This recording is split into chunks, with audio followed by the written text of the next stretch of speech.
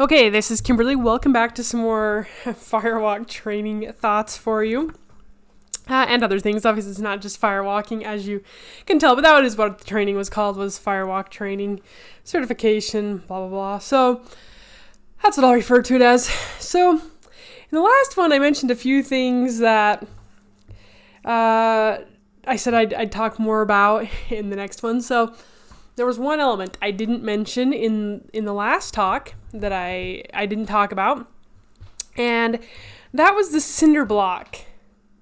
So just like we did with the wood block, where we broke it, on the very last day, it was the last element before our 108 firewalkings, we had an opportunity to break a cinder block cap. Now, I don't know exactly how thick it was, but it looked to be about 2 inches. It was definitely significantly thicker than the board. It had to be pretty close to twice as thick as that, and the board was 1 inch. So I assume it was 2 inches. At any rate, it was quite intimidating.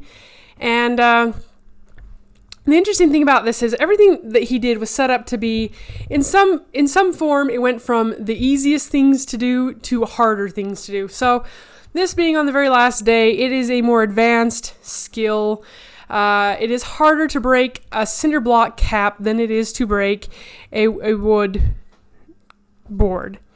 And you also have more risk involved. There's a greater chance you'll break your hand on a cinder block cap than you'll break your hand on a wood block. So, it brings in an element of more fear and more risk than before.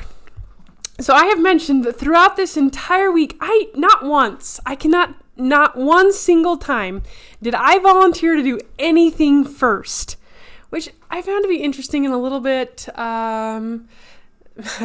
depressing, actually, that I would never dare to do anything first. So I've decided that the next time I do one of these, I'm changing that, and I'm going to volunteer to do something I've never done before, very first, before anyone else has a chance to. But I want to talk a little bit about why I didn't do anything first and how this comes into play in the cinder block. So the reason why I didn't do anything first is, so despite the fact that I went online and I looked up tons and tons of stuff about the Firewalk and about breaking boards and arrow breakings and rebar bending and glass walking. I went and looked all this stuff up, right? I watched tons of successful people do it. I even watched it on the Good Morning America show or the Today show or whichever one. And I saw all these things and saw successful people. No one was getting hurt. No one was burning their feet off. I watched all these things. And yet somehow it's different when you're in the middle of it and you're experiencing it. I don't know how else to say that besides it just is. So when we got there, the instructor would always, usually at least, would do the thing first. He'd show us how to do it. And so I'd see him do it and I'd be like, oh yeah, he did it too. That's cool. And that was great, but it still didn't hit home as much as when I saw somebody that I knew do it. Someone who was there that I saw as my equal. Like I mentioned, the one guy who had lots of muscles, I did not see him as my equal, even though he was new to all this. I still saw him being above me, and I saw the instructors being above me. And so I always waited until someone that I saw as my equal, or possibly I was seeing them as less than my equal, but I at least figured that they weren't any that much better than me, and so if they could do it, I could do it. And I would wait until I saw them and I knew I'd gotten to know them, and so I kind of knew how they operated, and so I'd wait until they did it, and then I'd say, well, if they can do it, I can do it. But what happens when we do that? When suddenly someone doesn't live up to the expectation we're placing upon them, and they don't do it? Then does that mean we can't do it? Well, that was what I was placing on everyone. It wasn't really fair that I was placing this on everybody. It wasn't fair to them, although they didn't know I was doing it, so I guess it didn't matter that much to them. But it wasn't fair to myself. I was letting my success be dependent on someone else's success or failure, whether or not they could or could not do it. I don't know if you've ever, sometimes in some churches they give people opportunities to come up and speak, or to do, say something at the end of certain services and stuff, or in the middle of services. Well, in the church I go to, we do that as well. And it's called a testimony meeting. It's in the Church of Jesus Christ Latter-day Saints. And So I remember I used to sit there sometimes as a teenager and as an adult, and I would pick someone in the audience, and I'd say, if that person goes up today, then I'll go up. And I wouldn't pick someone who wasn't going to go up ever, who'd never been up a day in their life. And I also didn't pick people who went up every week, or every month, I guess, because we did it every month. But I would pick someone who, maybe went up every 4, 5, 6 months. And so, it was kind of a gamble on whether or not they would choose this time to go up. And I'd pick them and I'd be like, okay, if that person goes up, I'll go up. And then if they went up, then I'd hurry and run up there and go too. And if they didn't, then I wouldn't. And it was fine. But this really is a ridiculous thing to do. And I carried this ridiculousness into my adulthood. And not just into that type of thing, but I carried it into other things in my life.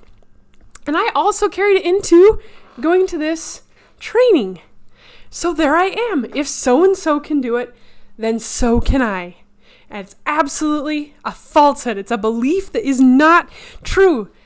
My success does not, and neither does your success, does not depend on whether or not someone else around you, whether you see them as being better than you or worse than you or equal to you, your success does not depend on that. Stupid thing I did. So this came back to get me all week. I'd wait, I'd hold back till I watched other people do it, and I'd say, oh, they did it, so if they can do it, I can do it. And then I'd go, and I'd succeed. Well, the cinder block day came. Remember how I mentioned that you're supposed to aim below, and you're supposed to get everything you got? And I would say yes, and I would do it, and I would break things, or I'd, whatever it was we were trying to do that day. And if you do that, it doesn't hurt. But if you don't succeed, it's painful, and then it hurts. So the day the cinder block came, cinder block cap, and the instructor did it, and I watched that cinder block just crumble. And I thought, well, that's cool. That actually looked pretty easy. And he didn't break anything. He's not holding his hand and dying in pain. And I watched as that one guy, he went first quite a bit. The one that had lots of muscles. And I watched him, and he did it.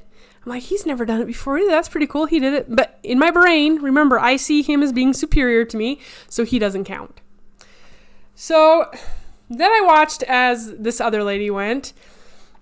And when I saw her go, in my brain, I said, yeah, if she can do it, then I'll know I can. And this is exactly what I thought. I consciously thought it. It wasn't even in the back of my mind. I knew that's what I was thinking. And she got up there, and she didn't make it.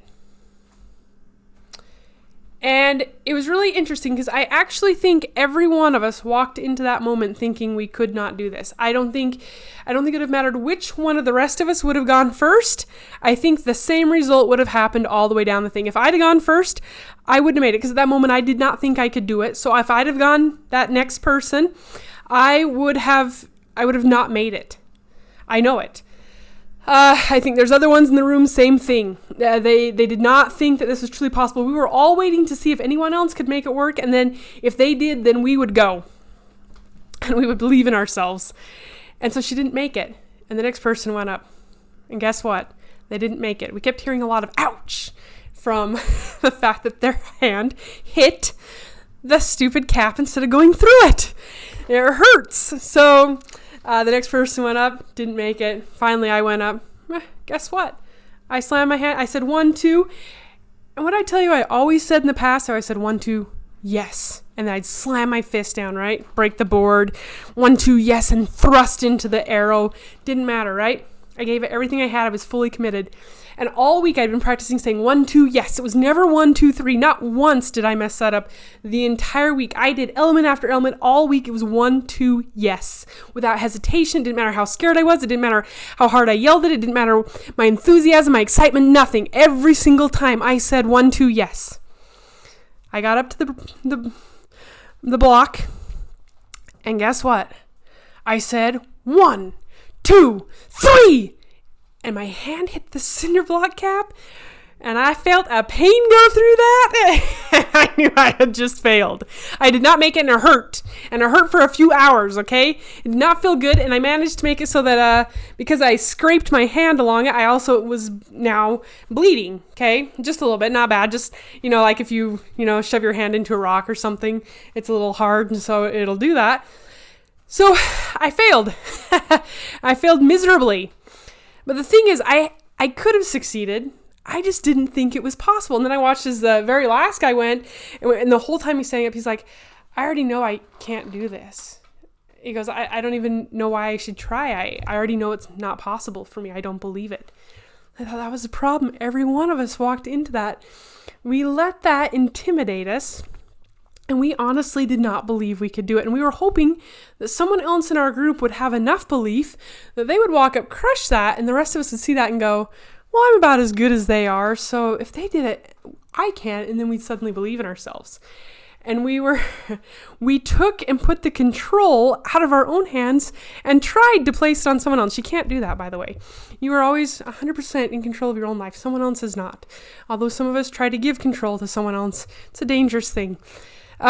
So we subconsciously or consciously gave control to someone else. And when that someone else failed, then we suddenly believed there was no way in this world that we could succeed either. And so one by one, every single one of us failed. And so, but I thought it was very interesting that I didn't say yes. It's because in my mind, I had already decided I wasn't going to make it. And I was not going to say yes. Why? Because I told you, when I commit to something, I'm all in and I do not back out. And in that moment, my brain knew I was not all in, and my brain did not let me say yes. If I'd have said yes, I believe I'd have gone all the way through it. My subconscious knew I wasn't going to do it. My conscious mind knew I wasn't going to do it. My heart knew I wasn't going to do it. Every part of me knew I was not going to do it. I did not say yes. I was so shocked when I realized I had said 3 instead of yes. It probably had as much to do with me not making it as anything else, because I realized 1, 2, 3, and I was like, 3? No, I was supposed to say yes. Like all that's going through my head, and I hit the thing and it hurt. And I'm like, I said 3. And I said that right out loud. Like I didn't say yes. I said 3. And so, I learned from that, you just gotta take control. You cannot try placing your ability on whether or not someone else does something. We do that all the time. These things with odds and chances, and if so-and-so can do it, then, someone else can do it. But that's not really the way life works. And so, I learned an important lesson there, that I don't have to wait for someone else to show me that I can do it. That I can do things not because someone else can, but because I'm capable, because I'm enough. I think that's an important lesson for people to learn. It was an important lesson for me to learn. So, something that I really liked about this training that I went to, is I've been to quite a few different seminars in my lifetime, done by a variety of people, and some of them have been done by a similar company, and other ones have been done by different varieties of companies, so it kind of depends. But in all the ones I went to, we actually just went to a thing, we listened, they motivated us, they inspired us, they told us good things, I took notes all week, or weekend or whatever, and then that was it. And then I went home, and then I was supposed to take all those things and put them into action. And if you've listened to things or read things, they will tell you that in general, most people are going to be motivated after they sit through something and hear a really great talk or a really great lesson or whatever it may be. They will be motivated for approximately anywhere from 3 hours to maybe 3 weeks. Okay, that motivation, that excitement, that energy will stay with them depending on the person.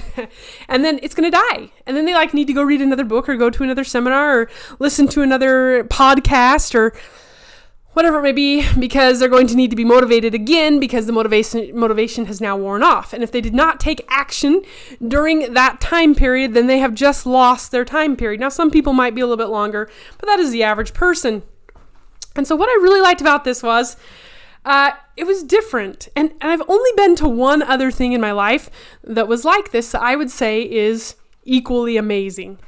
And so I don't know how many of you have ever had the opportunity to go to the Boy Scouts of America. I guess it's just Scouts of America now. The Scouts of America Wood Badge training. It's a training for adults. It's a leadership training, and you don't actually have to be a part of the scouting program in order to go. You can have nothing to do with the scouting program and you could actually still attend their training. And it's actually training I would recommend everybody do. I went to it. It opened my eyeballs. It actually changed a lot of my life. And I'll tell you why it actually changed my life. Most seminars do not change people's lives.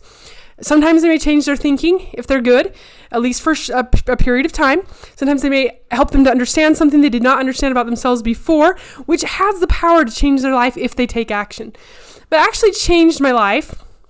And it's the same reason why this training changed pieces of my life and was more than just a motivation. So what Boy Scouts does, or what Scouts does, is there's tons of different activities throughout the week, and you're constantly doing things and stretching your mind and getting rid of limiting beliefs and doing things that are hard and having to use your abilities. And so you're taking action. So action kills fear. Okay? There is power in the action. It literally kills the fear. Once you do something, you no longer have to fear it. Once I broke that arrow, I was not afraid to do it again. Once I walked on that fire, I wasn't afraid to walk on the fire again. I did it about 112, 13 times by the end of the week. I did not fear the fire anymore. The first day, I was scared to death. And by the last day, I could have walked on that fire all night long and it wouldn't have bothered me.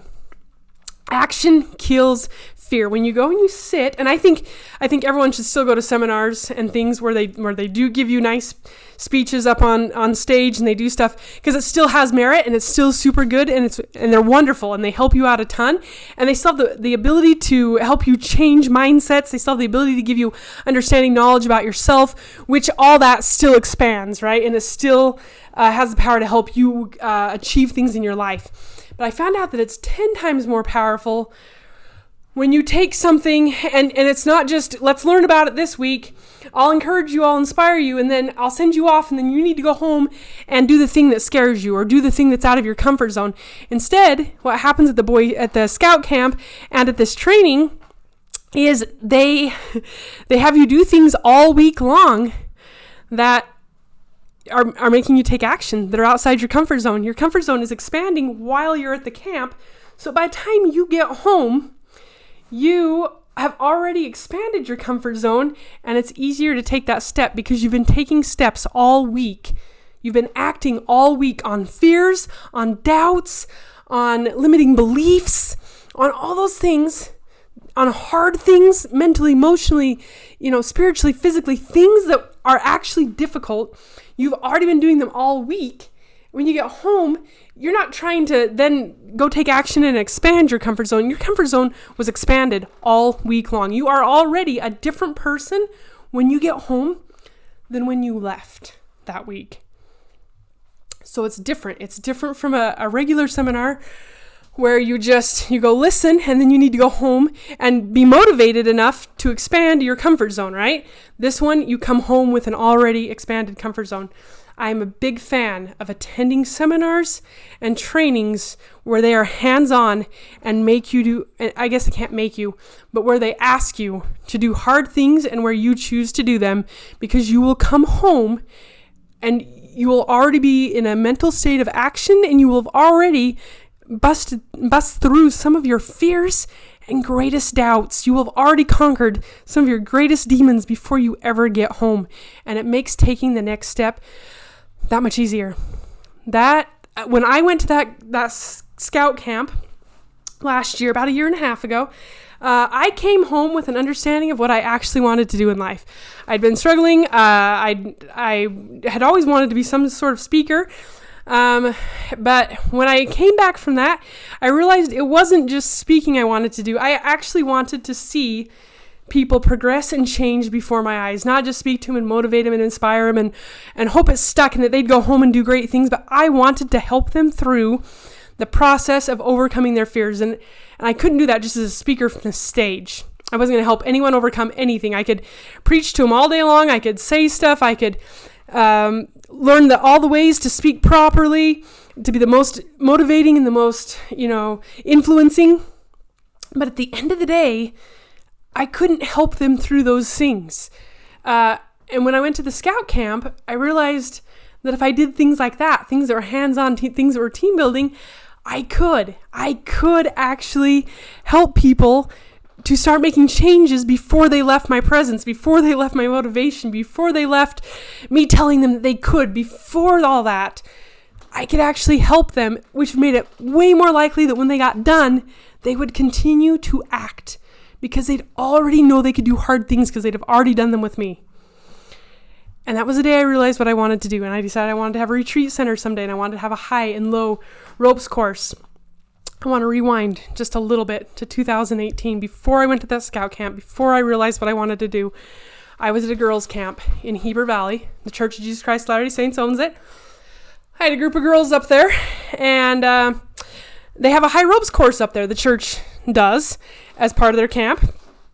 And it's a thing where you get all harnessed and they put a helmet on you and they hoist you up. And when you get up 30 feet in the air or whatever it is, you push the button and you go free falling down until the thing catches you, and then you swing back and forth, right? So I was one of the leaders, and as one of the leaders, I had also volunteered to help with some of the other low ropes courses and team building activities. And so they'd given me one. And so I had done that, and different girls throughout the couple of hours came to me, and I would have them figure out how to do these things. Loved it, by the way. It was absolutely amazing. And then we'd have a debriefing afterwards. We'd talk about it, and then, I'd give them ideas of other things that they could apply this to, and then we'd end and I'd get a new group of people, and we did that. Well, at one point, one of the people who helps run the camp and who's in charge of making sure that everyone's safe with the high ropes course came to me and said, "We really like it if everyone comes and tries the whatever you call it, high falling thing, and we'd really like it if you'd come do it." And I had no problem. I didn't feel guilty at all. I just decided in my mind I wasn't going to do it. I wasn't going to stress over this. I didn't want to be scared. I didn't want to be stressed. I just didn't care. Okay. So I didn't do it, by the way. I chose not to go and do it. I didn't know that I was going to regret that until later. And I didn't regret it that day. And then later when I went to scout camp and I figured out, it just solidified in my mind what I wanted to do with my life for real. And I know I'm as old as I am, and I just barely figured it out. Anyway, so it solidified in my mind what I wanted to do at that point. I came home, and then I was listening to some talks, and then someone was talking about doing that very thing. In my mind, I remember thinking, how am I supposed to inspire anyone to do anything if I don't do the things that are hard for me? I should have done that. Then I could tell people stories about how I was scared to death to do that, and yet I overcame that and I did it. But now I can't tell anyone that cool story because I didn't do it. I was so mad at myself, and I was so frustrated. And then I went to this Firewalk, and it was definitely difficult. And so I'm super excited because now I can tell people I did hard things, and I can even tell them my failures and my successes and what I learned from them. And next time, by the way, I'm going to break that cinder block. I will be going back to another training of his, and that cinder block is coming home with me broken. That is a commitment I'm committed to now. There's no more of this. I can't do this. I'm determined I will do this. And so, as I thought about, how that I regretted this decision, and all week that actually drove me. Every time I thought there was something I couldn't do, I remembered how I regret that I didn't choose to do that thing at that girls' camp. And so I need to do these things now because I didn't want to walk away with regret. And so that was highly motivating to me because, again, how can I possibly inspire others or tell others they can do hard things if I can't do hard things for me? And so I did them. And I conquered them so I can stand in front of people and say, I know the fear is real. I know the pain is real. I know that, whatever is real, you can do it anyway. And I can tell them that honestly because I know from personal experience. And so, so that was really, that's been a motivating thing for me. Well, interestingly enough, life has a way of giving us second chances. And I recently became, back in February, I'm in another place, and they put me in charge of girls' camp in my church again. And so we didn't have girls' camp this year because of the coronavirus. But then the person in charge of the youth came to me and said, we're going to do a girls' camp just one day. We've got this plan. So we got together with some girls who were going to be some youth leaders, and we talked to them about things that they wanted to do. And this lady, she owns, well, her husband's family owns, and her husband operates, just a little outside of Ogden, a high ropes course where people come from all over to do trainings there, right? Some from Idaho and Utah and Wyoming and stuff. And they get people from there. And she said, how would you guys feel about doing that? And she started telling me the things that were there. And like all of a sudden my brain went off. Like there were several more things besides the thing that I gave up that year at the Heber Valley Girls Camp.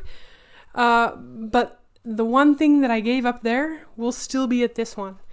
I have the opportunity to do the thing that I turned down years ago because I was too scared to do. But this time I will be doing it. Because I know the power that action has. If I can do one thing that's hard and scary, I can do another thing. And when I get done, I'm going to be able to tell people that. I'm going to be able to tell people that I did something that I had once refused to do because it was too scary for me. And I did it this time, and then I can tell them how that affected my life, what it did for me. And I can encourage them to do things that are scary and hard for them. And hopefully that will influence and impact their lives for good, and they will continue. And so as I've done this, I have not been to anything more powerful than that scout camp and this training. And it's because I had to take action. I had to do things. I expect this girls camp that I go to in a few weeks to be super powerful that one day. Because what's going to happen? I have to take action all week. I have to do it. When I first got home from the Firewalk training, somebody asked me, why would you do something like this and pay money? And I said, well, I didn't pay money just to do it. I paid money to get trained so that other people would pay me to do it. And she's like, why would someone pay money to do this? And the reason is because it's not just a thrill-seeking thing or whatever. It's something where you have the opportunity to act. You have the opportunity to kill fear. You're not just doing it because it's fun. You're doing it because there's something you finally have decided you want to change badly enough in your life that you're going to change it. Or there's something that you feel like, sometimes leaders of companies will pay people to put on firewalks and other things for them, because they want to train their leadership in that kind of stuff. They want their leadership to get rid of their limiting beliefs, false beliefs, right? We've been trained from the time we were however old enough to be able to touch a stove that it's hot and you shouldn't touch things that are hot. And then suddenly you stand in front of a firewalk and someone tells you, go ahead and touch it. That thing is only 800 degrees or so. Go ahead and touch it. Go ahead and walk on it. And everything in your brain screams, don't touch hot things. You'll get burned, right? If you just take that first step, it's too late after you start walking, right? I mean, you could pull back and not finish, but once one foot's landed, it's way easier to put the next foot out and the next foot. And you want to move fast, so you don't have time to debate or think about it. It is literally one of those things where you have to take action, and you have to take action fast. These kinds of things train your brain to take action and to accept the consequences for those actions. Once you push the button to be catapulted down to the earth again and be caught by the swing thing, you can't take it back. Once you're falling, you can't take it back. It literally causes you to make choices quickly, take action, and accept the consequences of those choices. And then, because it's amazing, it's an amazing experience to be able to succeed at doing something that's hard. You expand your comfort zone. That's the other reason why I really like these things. So the reason why we have fears and why we have doubts about things has to do with our comfort zone. So if your comfort zone is super small, then that means that you have a lot of things outside of that comfort zone that you're afraid of. And then there's even things that will make you panic or give you anxiety. Okay, and that's like clear out, way out in the circle somewhere.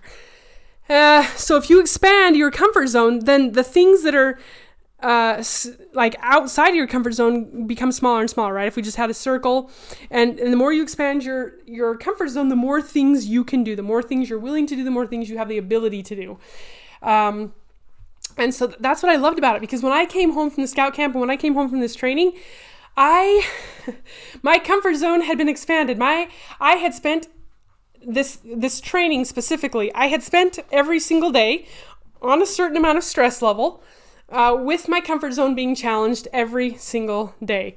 And that comfort zone was hard to break through at times. So I was literally on edge all week thinking about the next comfort zone issue.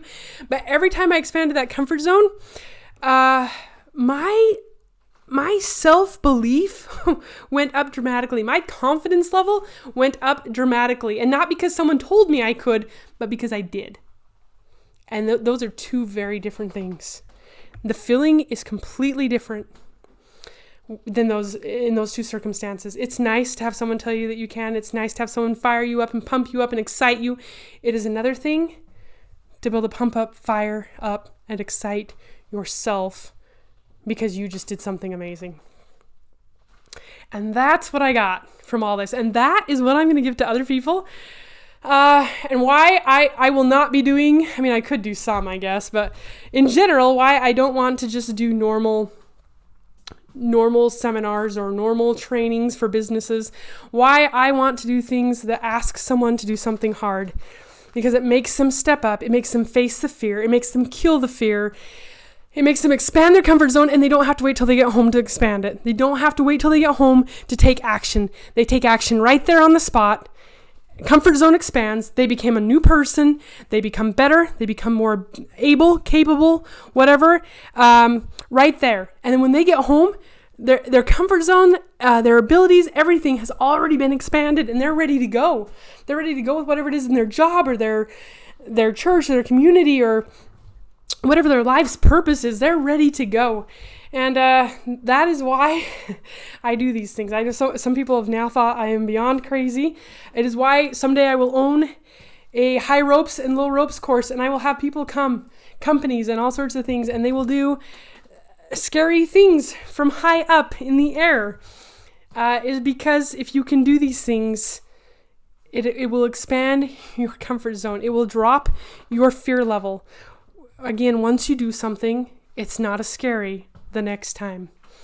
That first step is the most scary. I learned something at this camp, this training. If someone does not quite make it, we had a girl who, due to her size, she was really scared about the trust fall because she did not trust the rest of us, apparently, to actually catch her.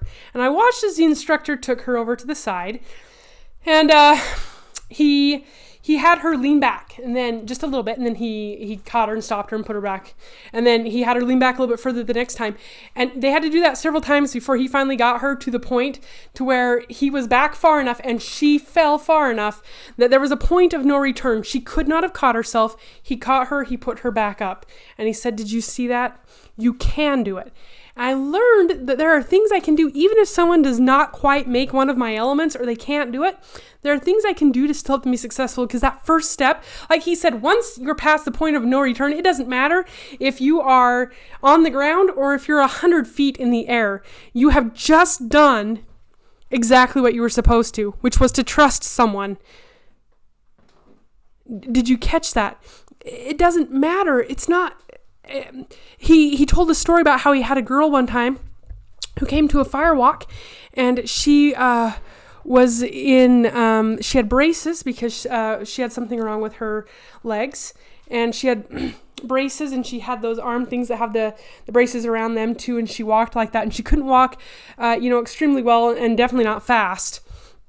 And she asked him, when he went up to her and he asked her, "Do you want to be able to do this?" And she said, "Yeah, I'd love to be able to do this. Is there a way for me to do it?" And he goes, "Yeah, what we're going to have you do is just, we're going to put your things and position you, and you're just going to take one step in, and then with your other foot, you'll step out." And so only one foot was ever going to hit, and she would immediately take the next step to be done. And he said that was still super powerful, and she had an amazing experience with that, because somewhere she still had to overcome the fear to take the step. That first step in anything is the most difficult thing. And so if you can just take that, it's amazing what else you can do. The reason why a journey of 1,000 miles begins with a step is because the step is so important. We underestimate the step to do something. And so, I learned that that's pretty important too. And so, I don't know, it was super amazing for me, and I learned how to do things in my life so that I can be more successful, and how to facilitate helping other people be successful, how to encourage them in a way that makes it so they feel good about themselves, their comfort zone is expanded. And I am so excited, actually. I know, once again, I know a whole bunch of people think I have lost it with this. And this was not, anyone who knows me from when I was a teenager, this is not this does not sound like something I'd have done when I was a teenager. To some extent it does, and then to some extent it does not. I was always pretty adventurous, but this is still filled with a lot of fear. And I let a lot of my fears run much of my life up until this point in time. The interesting thing is, so I still had to take action on certain things when I came home, right? I have this certain fear of being responsible for things, having lots of responsibility placed upon me, and even more fear if someone's life is involved. So the whole time I'm at this training, I'm thinking in my head, if I do this and someone dies, or if I do this and someone ends up being paralyzed forever from the trust fall, or I do this and someone gets burned and their foot falls off, or if I do this and they somehow run that arrow through their neck even though they shouldn't be able to, if I do this, blah, blah, blah, right? All these doubts came up. So I came home, I was excited, I started posting stuff all over Facebook. Some of you probably saw it, you may have been annoyed, who knows. And then one of my friends said something, they said this. They said, you're going to have to come show us some of your new talents or skills or whatever it was they put on there. Like, in that moment, I had a choice. Now, remember, I was fresh off the plane the day before of taking action all week long. My comfort zone had been expanded. So before, doing something like this at a seminar would have been really scary to me, because it was way outside my comfort zone. Taking that much responsibility for another person's life was way outside my comfort zone. By the time I'd gotten done doing 8 or 9 things all week long that had expanded my comfort zone, that thing, instead of being feet outside of my comfort zone, was now only inches outside of my comfort zone. And I saw it, I looked at it and I thought, I can take action now, or I can do nothing and keep telling myself I'll do it in the future. And so instead, I got a hold of that person. I said, hey, how serious are you? I need to practice on some people before I start having people pay for these trainings. I need to make a training, and then I need to practice some of these elements.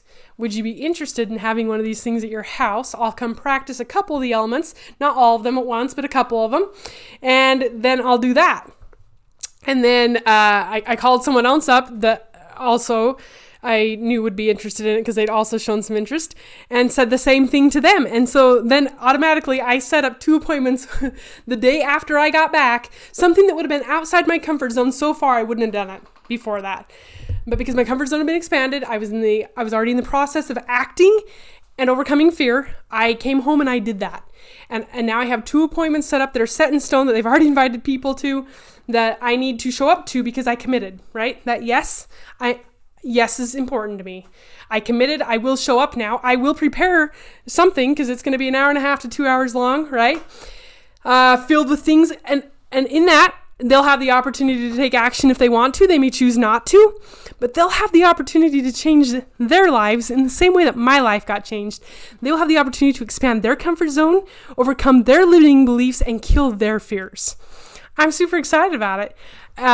It set me on a different path than what I was currently on, and a path that 1.5 years ago, I didn't have the confidence and belief in myself to be able to do something like this even, and I certainly was scared to death of having that much responsibility, and the fact that now I feel excited about doing this kind of stuff and sharing it with people, because I know what a difference it can make in someone's life, because I watched it make a difference not only in my life, but 6 other people who were all there.